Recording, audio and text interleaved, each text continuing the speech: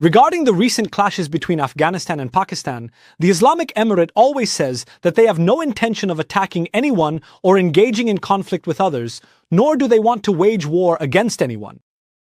The Islamic Emirate also says that it does not allow anyone to use Afghanistan's territory against others. In addition to this, they say that defending the people is their legitimate right, and they will defend their fellow countrymen. The Islamic Emirate says that if anyone looks at Afghans with an evil eye, they will take out their eyes. At a time when recently the fighting with Pakistan has intensified for this and many other issues, the esteemed Minister of Defense of the Islamic Emirate of Afghanistan, Senior General Maulawi Mohammed Yaqoob Mujahid, is with us. Mujahid, thank you very much for giving us your time and for your efforts. You held several rounds of negotiations with Pakistan. You went to great lengths in your discussions. Please tell us about these negotiations. Why did they not yield any results? In the name of Allah, the most gracious, the most merciful. First of all, I want to express my condolences to our fellow countrymen who have suffered due to the ruthless bombings by the Pakistani military regime. Many have lost family members and have been wounded. May Allah the Almighty accept the martyrs as martyrs, grant beautiful patience to those left behind, and bestow complete healing upon the wounded.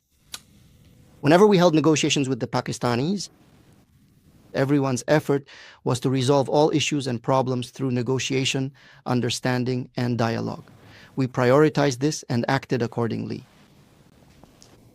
We have held extensive diplomatic negotiations on numerous occasions. Through the mediation of the government of the United Arab Emirates, we have sat down and engaged in direct dialogue with them. In the period following the conclusion of the war and the transition to peace, we also held an extensive series of diplomatic meetings and discussions through the mediation efforts provided by Qatar and Turkey. Unfortunately, we found that we did not achieve any tangible benefits or positive outcomes from them. And after that happened, what exactly was the next step in this difficult situation? Saudi Arabia also got involved, and through their mediation, negotiations for peace were underway. But before those negotiations could conclude, they started another round of fighting. It was during the negotiations. It seemed as if these people deliberately wanted to start this war with Afghanistan, as if they were intentionally creating it. On the Pakistani side, there was no effort at all to find a solution to the issue. For example, if we say that our request was this: you complain that the TTP is in Afghanistan, or that the Islamic Emirate has given them shelter and supports them in attacks inside Pakistan. Let's put this in writing formally, since the mediators are also present, that Afghan soil will not be used against Pakistan, nor to cause them any harm. Furthermore, Pakistani soil will not be used against Afghanistan, or to cause any harm there. So let us formally document this commitment, as we are now ready to move forward with it. So, you should respect my territory and land, and I will respect yours. And regarding trade, we also discussed that you have always used these border crossings as a means of pressure. Whenever you want to implement a policy or exert pressure, you close the routes. The poor refugees suffer because of this. They are subjected to oppression and brutality. So this is not a solution. We should focus on the main points, and the closure of routes should not be linked to security or politics. This is a hardship for ordinary people and traders from both countries. It damages your image. These routes should not be closed in this way or used as a means of pressure, and trade should continue. We have made some progress with you in the security and political sectors, even though the situation was very tense and people should not be. Routes should not be closed to the public. Trade routes should not be blocked. So attention should be paid to this concern and action should be taken regarding it. Focus. Adjust your positions and policies accordingly. But they continually kept making excuses, in one way or another. what did they say? For example, what did they say? For example, when we look at the situation surrounding the Durand Line, specifically in the area where they would typically write the word borders here. To the Durand imaginary line. Absolutely. We told them that this is an issue between Afghanistan and Pakistan that neither I can solve, nor has the current government of Afghanistan, nor have previous governments been able to solve it. Previous governments have dealt with it. Let's not make this issue more contentious than it already is. Now let's leave it. Let's leave this issue to the nations. The disputes between you and me, the current problems and difficulties between us, have not really been caused much by this. So if you really want to clarify something to the world or your own people through the media, then focus on the TTP or other armed opposition groups.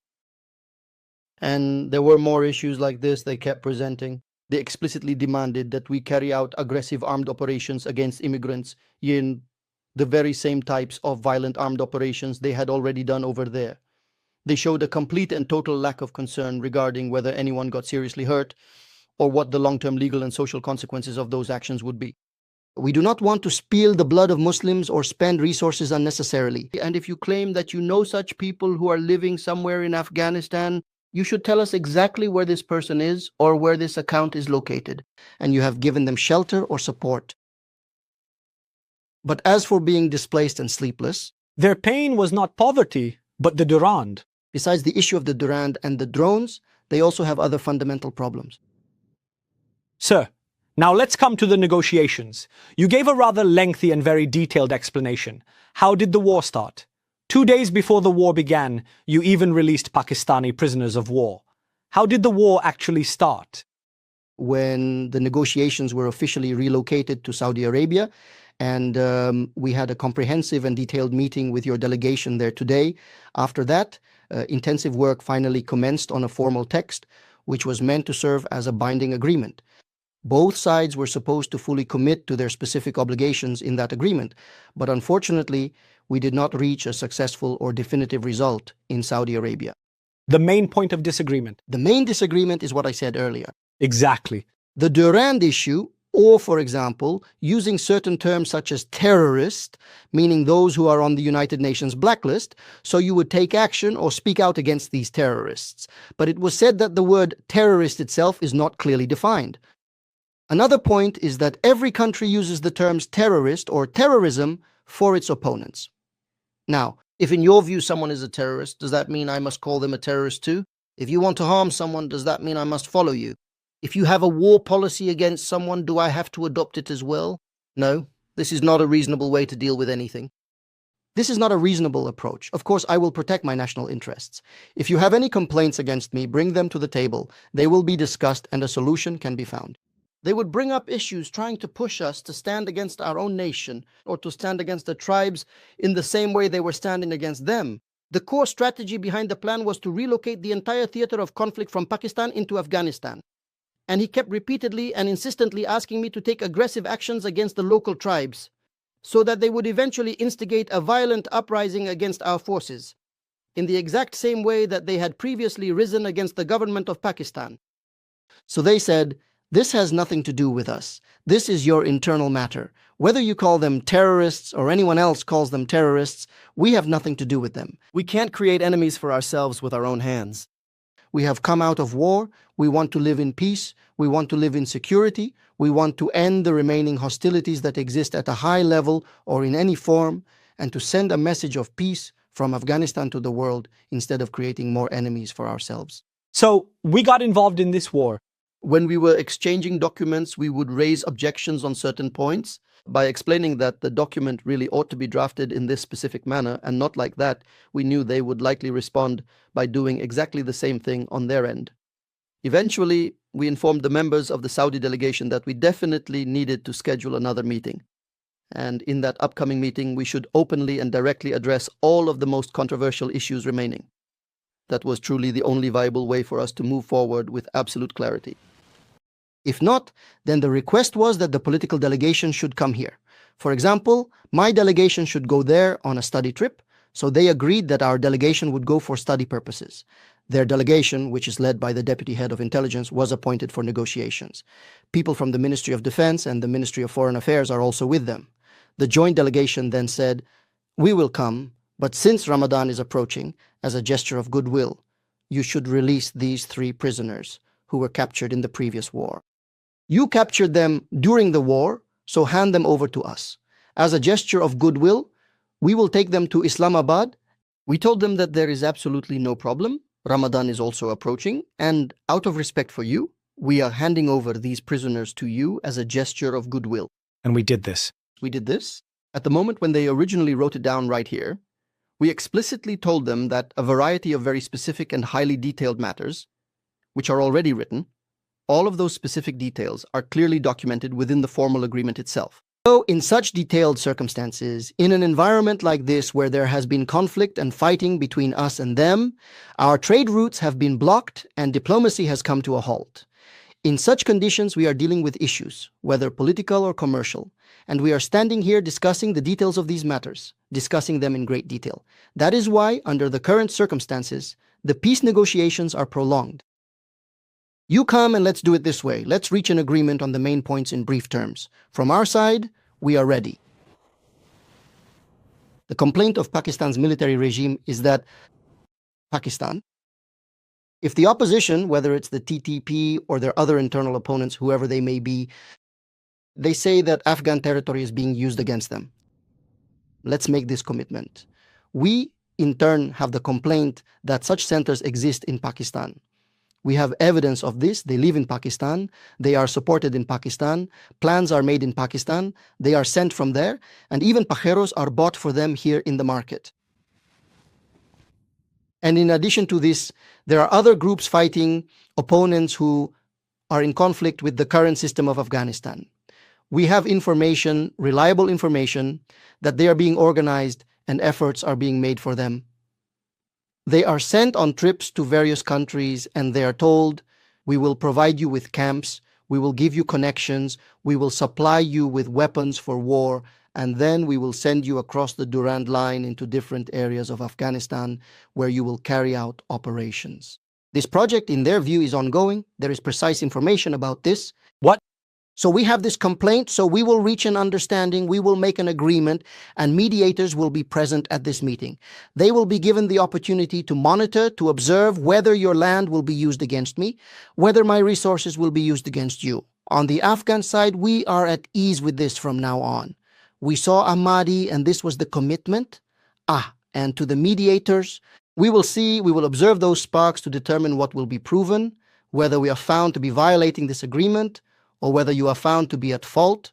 In addition, you must respect my boundaries, respect the territory of Afghanistan. Disrespect towards Afghanistan's land is never acceptable to Afghans, and it cannot be tolerated. That's right.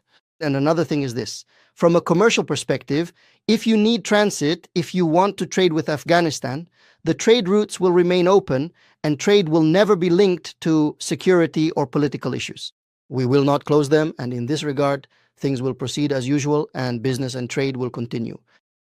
These three issues are fundamental matters, and from our side, our policy is clear. We agree on these points. If you get their agreement, China and The Saudis finance things that are transported from here to Islamabad, and from Islamabad, they go to Saudi Arabia. Then they sent us a very good message, thanking us for our intentions. They appreciated our hospitality, the efforts of the Muslims in hosting, and the warm welcome. Temporary detainees handed over, and they sent many positive messages. We were hopeful that now, from Pakistan's side, we would receive a positive response on this matter and that we would reach an agreement and normalize the situation. But instead of giving us a positive answer, there has been no response at all. They responded to us with bombings, violating Afghanistan's territory, in response to the martyrdom of women, children, and civilians, which ultimately forced us to realize that for the sake of our people, we must act to protect our land. This is an obligation and a necessity for us. We are compelled to defend our territory. When we took defensive action, which of course we had carefully limited, intending it only as a response to their attacks and violations, they responded by prolonging the war, and to this day, the conflict continues. Sir, in which direction is the war heading now? Now, the continuation of the war depends on them because they are the aggressors. We have no ill intentions against them. We do not intend to weaken Pakistan, to damage Pakistan's infrastructure, to harm or cause losses to the people of Pakistan, or to undermine their independence. They are the ones who do not let Afghanistan have peace. They have always sought to counter Afghanistan with their own strength. Therefore, prolonging the war, shortening it, or ending it, all of this depends on them, not us. If there is aggression, we will defend ourselves. In such a situation, You don't attack? no, we do not attack. If aggression does occur, then we might change our policy. Saeed, up to now, has there been any request for mediation from the Saudis, Pakistan, the United Arab Emirates, or any of the previous mediators? Our foreign minister has been contacted about this. All of the countries you mentioned, even today, our foreign minister is meeting with the Qatari foreign minister. Before that, he met with the Russian foreign minister and also with Uzbekistan and various other countries' foreign ministers. They have all, in general, brought messages of peace and security. However, there has not been a serious message from Pakistan assuring us that Pakistan is ready. And Pakistan wants the issue to be resolved through dialogue, but so far we have not received any serious message to that effect. If we receive such a message in the future, we have no questions or additional reservations regarding dialogue. The doors of diplomacy are open from the side of the Islamic Emirate. Absolutely open. So whoever approaches you, you respond positively to them? If someone approaches us sincerely and wants to resolve the issues, now if someone seeks a solution to the problems, Let's now turn to the other side, to the on-the-ground realities of the battlefield. the reality on the battlefield is that they have attacked Afghanistan. In response, those hideouts of the so-called hardworking Daesh members, which were targeted in Pakistan, and their centers along the Durand Line, were also seriously targeted in response. After that, they attacked Kabul, they attacked Kandahar, and we also carried out attacks in Islamabad as well as in other cities. Meaning, if someone looks at Kabul with hostility, why not Islamabad as well? Even now, I say this. If Kabul becomes insecure, Islamabad will also become insecure. If Kabul is attacked, Islamabad will be attacked too. They don't realize that by martyring our people in Kabul, by frightening good people, and by disrupting Kabul's security, there will be no peace in Islamabad either. In the same way that Kabul is targeted, Islamabad will also be targeted absolutely. What was the fundamental progress on the battlefield? On the battlefield up to now, we have had few retaliatory attacks, or in response to their oppression, their aggression, and their brutality, we have carried out limited operations. Through the official channels of the ministry and through the media, you will also be informed, and we have made significant progress. Many of their installations have been targeted, numerous outposts and bases along various lines have been struck, and hundreds have been killed and wounded. If this war continues for any length of time, this situation will persist. Mujahid Sahib, do you think that the sorrow of our oppressed people, those who were martyred under blind bombardments and bullets, or the children left behind, or the family that lost 17 members, do you think we have taken their revenge? We have taken revenge for every single one of our innocent people who was harmed in the conflict. We have killed dozens of their military personnel and soldiers. In exchange for a single civilian, we have killed dozens of their soldiers, and still our brave youth will continue to stand in defense of our people and our nation. God willing, they will continue to do so until their land and people are completely cleansed. It is said that war depends on resources. What is the source of strength for the Islamic Emirate? The point of strength for the Islamic Emirate is that it has never fought an unjust guerrilla war. And always, after being attacked by others, they have remained in a state of seeking revenge, and in such situations, their trust is in Allah the Almighty, believing that He will be the supporter of the oppressed and those who have been wronged, and that He will grant them victory. We have witnessed Allah the Almighty's help with our own eyes, and, God willing, we will always have Allah the Almighty's support. In a victorious position. If the conflict drags on, how prepared are you for a prolonged war of attrition? Our preparedness, God willing, is with the help of Allah the Almighty. We have been fighting terrorism for a long time now, and if the war continues for months, we are fully prepared. We have a complete policy in place. If the war lasts for a year, we are prepared. We have a complete policy in place. If the war drags on for 10 years, we will fight for 10 years as well.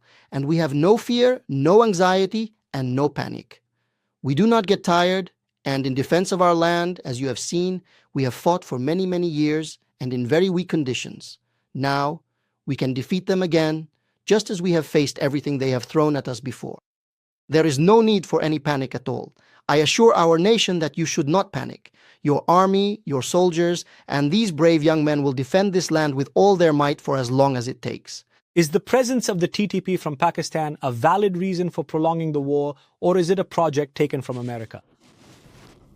The presence of the TTP is not a valid reason because I am telling you directly. You complain about their activities from my territory. I am ready to give you control over your own city. As an example, a written commitment will be made and you will see the results for yourself. Afterwards, we will see what happens. Sir, and another point is that the TTP issue, from the very beginning, was being resolved through negotiations about 4 years ago.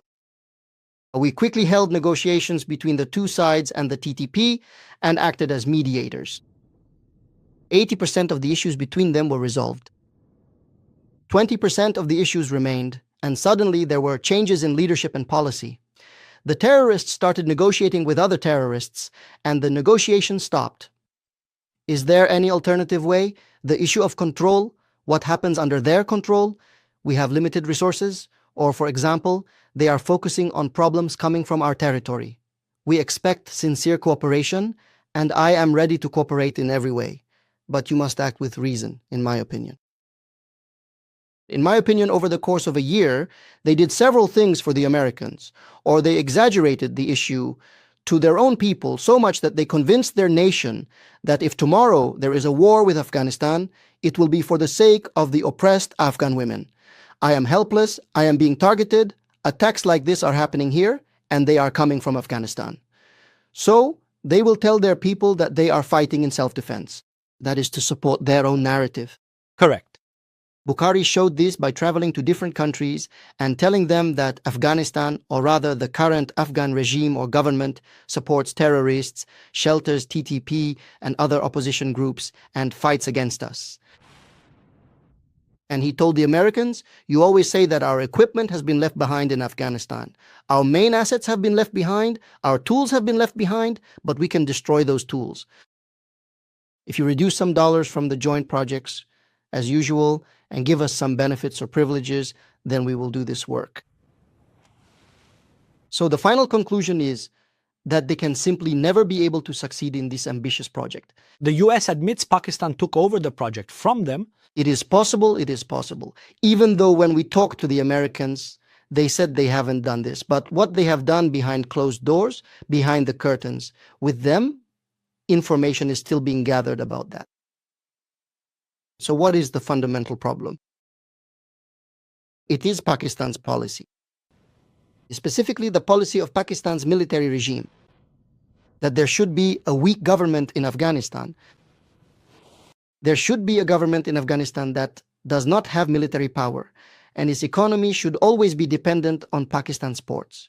Whether through Karachi or any other route, whenever Pakistan wants, it can put its hand on Afghanistan's throat, using it as a tool of pressure.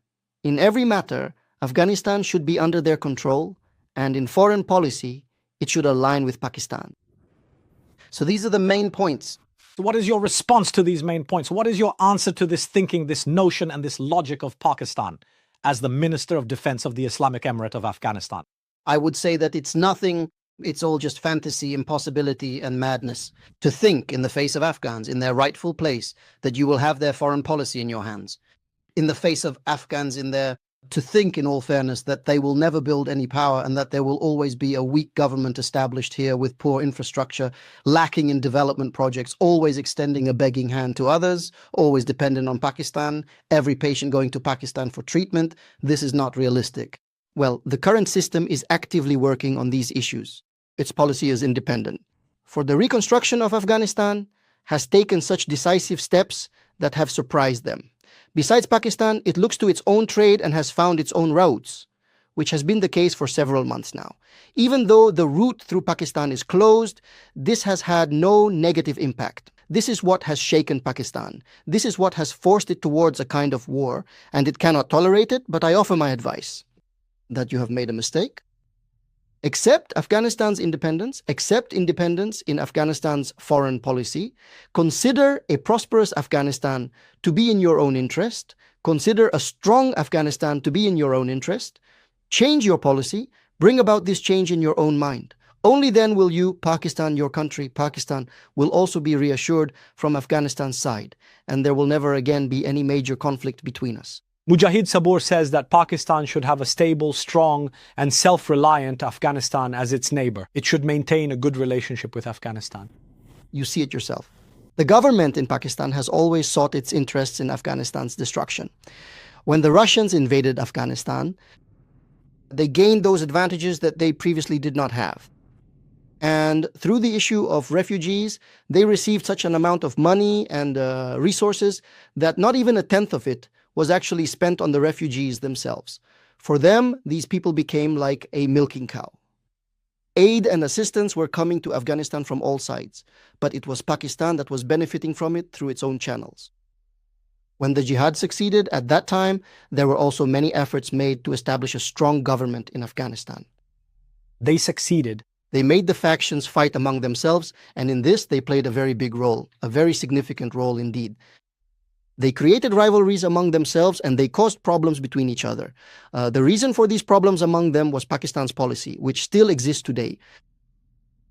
After that, when the Islamic Emirate rose up in response to these misfortunes, then they thought that a new system would be established here, that an independent government would be formed here, and that the trade they had been conducting for years would continue. Then, through Afghanistan, they gave bases to America and all those American flights, all the American operations. 5,730 attacks were launched from Pakistan into Afghanistan. These have been carried out against Afghanistan. The ground for this was prepared by taking dollars from the Americans. They have staked their lives on this. They sought their livelihood in this to obtain these opportunities at the expense of Afghanistan, and now, economically, just like that cow that has dried up, he is bewildered as to how he can get milk from the cow again. So my advice to myself and to Afghans is this: whenever you maintain your unity and solidarity, if a few Afghans, even in small numbers, try to destabilize Afghanistan, if they get involved, their hand should be held, and against every enemy, we must stand united as one fist and never give them the opportunity, never give any enemy the chance to divide us from within. Find a place and fight for the goals of others, and then those eternal enemies of Afghanistan achieve their own objectives. But I believe, God willing, that Afghans have now understood this, and that they stand united and strong against every enemy, especially against the current thief of Pakistan. The support I see from them, the warm welcome I witness from them, I am deeply grateful for it, that they stand with their own army and their own forces. They stand behind their government and have declared their full support. Even various solutions are being attempted so that we can prepare tens, even thousands of people for this. We are told, let us fight alongside you on the front lines. We are told that the political and military forces, and you as well, this is the reason that enables us to defend you so that you can live a peaceful life and continue with your other affairs. God willing, nothing will happen in this regard, but God forbid, if something does happen, we call upon you, our leaders. And in the defense of the homeland, we will join hands and support each other. You mentioned the unity of the people. Even on social media, members of the former government's commando forces have expressed their readiness to you. And do you think that this unity has now emerged against Pakistan, that the people have become united? Complete unity has been established. This is Pakistan's war, and it has caused us losses. Yes, people have been martyred, but the greatest benefit it brought to Afghans is that it united all Afghans as one. And all Afghans started to realize that even those who until now did not recognize Pakistan for what it is, now recognize it, and they understood that we must stand against them. This is a great achievement. Mr. Mujahid, there is now a vast, deeply honorable, and exceptionally noble community of citizens living in Pakistan, as well as various influential political organizations and parties. What specific message would you like to convey today to all of these people? In the current situation, as we Afghans are imprisoned during the fight against the Pakistani military regime, even in these current circumstances, as we are engaged in war, the war is ongoing, and the respected scholars of Pakistan, the message to the honorable people and politicians is that the government of Afghanistan, the current system of Afghanistan, and the people of Afghanistan do not want war, and they do not wish to be hostile toward you. And they want all problems and issues to be resolved through dialogue and negotiations. Please kindly, regarding your military regime, convince them that waging war against the people, fighting against the nation, is not in their interest. It is to their detriment, and they will never achieve any gains from it. You should not think that this war, which has now started with your army or your military regime, is a war against you. We still respect you now, just as we respected you before. You have steadfastly supported the righteous call for jihad by the people and the highly esteemed and respected religious scholars against the Russians, and then once again against the Americans, and you have generously provided safe shelter and graciously hosted the refugees. We are profoundly grateful for all your noble and virtuous deeds performed with such kindness, but our humble request is that you do not allow anyone to involve these two nations in a devastating war against each other. To entangle them, to create enmity between them, whatever propaganda or things are being used against you by your army, none of that is even 5% true. We wish you only goodness and happiness, and we seek our own happiness as well. We have never supported enmity, nor have we ever stood as your enemy. Let me ask you a question. As the Minister of Defense of Afghanistan, specifically, do you want war with Pakistan? Not in the framework of your official responsibilities, but as an individual, personally. In my opinion, not a single Afghan wants war with Pakistan or with any other country. Even you. I also do not want war. Not in the second war either. And today, too, they have started the war. The war has been imposed on us. If there is aggression, there will be war. If someone deliberately tries to involve us in war, to drag us into conflict, we consider defending ourselves to be our right. And we also have good experience in this regard. God willing, it will be proven to them, if it has not already been proven someday. What will they gain from this war, and what benefit will they actually get from it? What is your final message, your last word to Afghans inside the country, to the world, and to those who were watching the situation, and to Pakistan? My message to my nation is that neither the current government nor the system wants war, nor are they so stubborn as to deliberately bring war to Afghanistan. We have made various efforts through negotiations. We have tried. But if someone does not want to cooperate, if someone deliberately wants to bring this war, when someone uses a foreign element as an excuse in some matter, but in reality, they are not happy with your strength, your happiness, or your progress, then in the face of such people, we are ready for war and will tirelessly defend ourselves. Our message to you, the nation, is that you should live your lives in peace and not worry about anything. And to those countries that are mediating, before these countries, now you have your armies. Now, according to your statement, Afghan youth are standing guard all night along the imaginary border. And as the Minister of Defense of Afghanistan, your last word for them. The message to them is the same as what we have told them before. The message to our forces is that they should never seek war, never desire or wish for war, and never attack anyone. But if someone attacks you, if someone wages war against you, then defend yourselves bravely. And even in a state of war, all the rules of war, or in other words, those fundamental human and Islamic principles, must be strictly observed and upheld. For example, there should never be any disrespect shown to the dead. And always those good morals, whether we are in a state of war or in a time of peace, must remain with you at all times. Even when you are standing on the front lines with your finger resting on the trigger, waiting for your commander's final orders, you must uphold them with honor. Never allow yourself to act out of raw emotion. So first, you must seriously avoid all unnecessary emotions that cloud your judgment, and secondly, you must address the presence of fear that naturally arises in such moments. No despair or exhaustion is allowed. Now let's talk about what message the world receives from this, or those countries that have observed it. The main message to those countries that have observed us, or to other countries around the world, is that we are not warmongers. We believe in negotiations and dialogue, and every problem should be solved through negotiations. If anyone truly wants to find a comprehensive resolution to the ongoing challenges we face, or if anyone has any specific issues with us, please know that every single one of your concerns can be effectively addressed through direct negotiations with us. Especially regarding Pakistan, the current administration needs to be fully persuaded that engaging in war is never the right solution.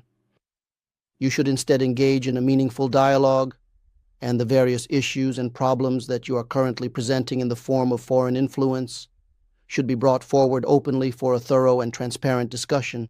The reality is that if this happens at the negotiating table, their message is that they did not start the war, so they are not the ones seeking war. However, for the sake of their own defense, they are prepared for an unrelenting and long-term war. This message is directly addressed to Pakistan from the Minister of National Defense of Afghanistan, Mr. Senior General Malawi Muhammad Yaqoob Mujahid, who has given this statement at this time, both domestically and internationally. Thank you very much, and we sincerely hope that your home remains forever prosperous. May the Almighty God bless you. We also wish to thank your media organization for tirelessly revealing the facts, for bringing out the difficult realities, for conveying the truth to the people, and for showing such profound support and love for this nation and this country. You strive with great determination and make every possible effort to stand firmly on your own, utilizing your own resources, maintaining your own unique position against the threat of invasion. We thank you very much for your courage. Thank you. Amen. Dear viewers, our special interview for tonight ends here. Until next time, we entrust you to the Almighty.